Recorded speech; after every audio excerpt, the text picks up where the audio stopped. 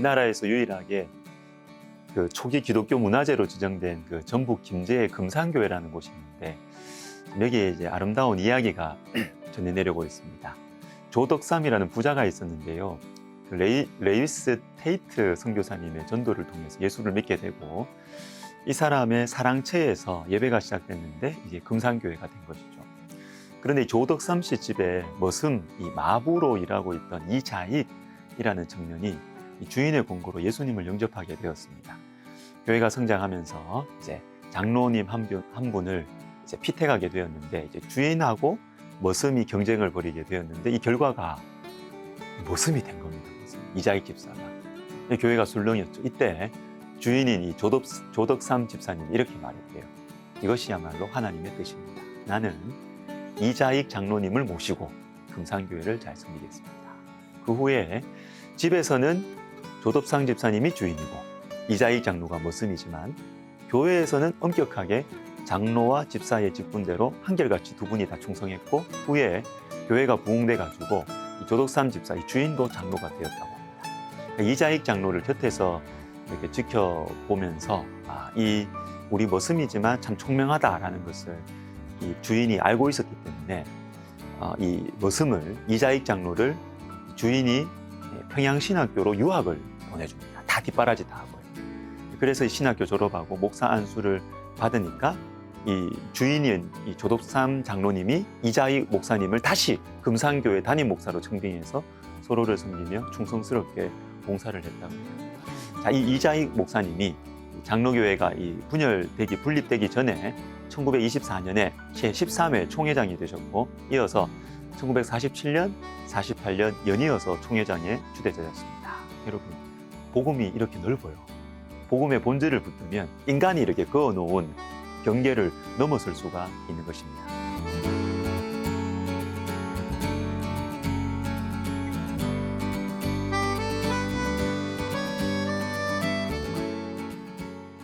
로마서 4장은 그런즉이라는 말로 시작됩니다. 1절 그런즉 육신으로 우리 조상인 아브라함이 무엇을 얻었다 하리요. 자, 그런즉 이것은 앞에 나온 어떤 말씀이 앞에 나왔는데 이후로는 그 말씀과 직접적으로 연결되는 내용이 나온다는 것이죠. 그러면 앞에 무슨 말씀이 나왔습니까? 31절 3장 그런즉 우리가 믿음으로 말미암아 율법을 파기하느냐 그럴 수 없느니라 도리어 율법을 굳게 세우느니라. 한마디로 믿음이 율법을 굳게 세운다는 것입니다. 믿음이 율법을 무너뜨리는 것이 아니라 율법을 굳게 세운다. 그러면 로마서 4장 앞으로 나올 내용의 핵심은 어째서 믿음이 율법을 굳게 세우느냐 이거겠죠. 오늘 묵상의 제목을 율법의 세계화 이렇게 잡아봤습니다. 무슨 말이냐 하면 유대인들은 율법을 가져야만 특별히 오늘 말씀에서 반복되고 있는 할례, 율법의 대표 선수 할례를 받아야만 의롭다 하나님 백성 된다고 생각했습니다. 유대인들의 주장에 따르면 율법은 유대인들에게만 해당되는 것이죠. 그러니까 유대인들에게만 중요하고 유대인들에게만 영향력이 있게 되는 것입니다. 율법이. 그런데 하나님께서 바울에게 복음을 알려주셨는데 율법을 잘 알고 있던 바울에게 율법을 통해서 하나님께서 정말로 전해주시려고 하시는 것이 무엇인지를 새롭게 바울에게 가르쳐 주셨습니다. 그건 바로 율법으로 할례로 의롭다 여기는 것이 아니고 믿음으로. 하나님을 믿는 믿음으로 하나님 백성 된다는 것입니다. 그 결정적인 근거가 유대인들이 자기들의 조상이라고 하는 아브라함, 이 아브라함이 하나님께 의롭다 받은 그 시점에 아브라함은 할례를 안 받았다는 거예요. 4장 9절부터 11절 아브라함에게는 그 믿음이 의로 여겨졌다 하노라. 그런지 그것이 어떻게 여겨졌느냐?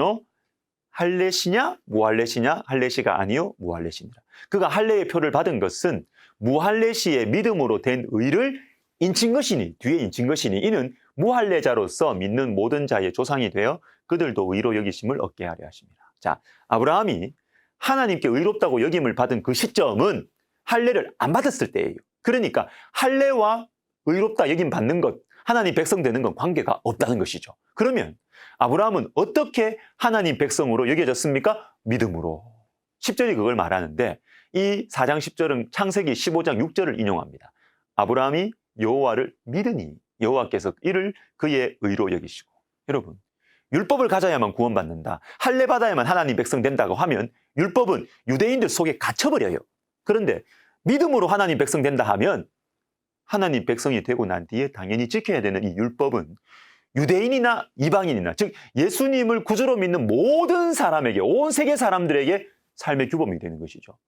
율법은 모든 믿는 자에게 삶의 방향을 제시해주고 예수 그리스도를 닮아가는 길을 보여주게 된다. 즉 율법의 세계화가 이루어지는 것입니다. 그러므로 믿음으로 하나님 백성이 된다라는 이 복음은 율법을 도리어 굳게 세우는 것이죠. 율법의 세계화. 자, 말은 이해가 되는데 우리에게는 무슨 상관이 있냐? 다가오지 않습니다. 23절, 24절. 그에게 의로 여겨졌다 기록된 것은 아브라함만 위한 것이 아니요 의로 여기심을 받을 우리도 위함이니, 곧 예수 우리 주를 죽은 자 가운데서 살리신 이를 믿는 자니라. 자, 우리도 위함이니, 이게 여러분 축복의 말씀입니다. 이 우리도에는 저와 여러분이 포함되어 있어요. 여러분, 우리는 이방인입니다. 이방인 정도가 아니라 에스겔 16장에 나오듯이 우리의 근본과 고향은 음란한 가나안이고 우리 아버지는 아모리 사람, 우리 어머니는 헷 사람이에요. 여러분 100년만 거슬러 가보세요. 우리 조상들은 다 정한수 떠놓고 우상 섬기고 무속신앙에 빠져가지고 굿하고 미신 섬기면서 두려움 가운데 살았던 게 우리 조상들이에요. 그런데 우리에게도 예수 그리스도의 복음이 전해졌고 이 복음을 믿음으로 말미암아 하나님 백성과 자녀가 된 것입니다. 자, 우리나라의 몇몇 교수님들이 주축이 돼가지고 몇 년 전에 유명한 종교개혁자를 기념하는 학술대회를 하려고 했습니다. 그 종교개혁자는 스위스 사람이었어요. 쯔빙글리라고. 그래서 스위스 신학자들에게 연락을 했습니다. 이 너희 나라 사람이니까 너희가 학술대회를 주최하고 준비해라. 이 쯔빙글리 종교개혁 500주년 기념해서 우리 한국 사람은 옆에서 너희들 돕겠다. 이렇게 스위스 사람한테 말했어요.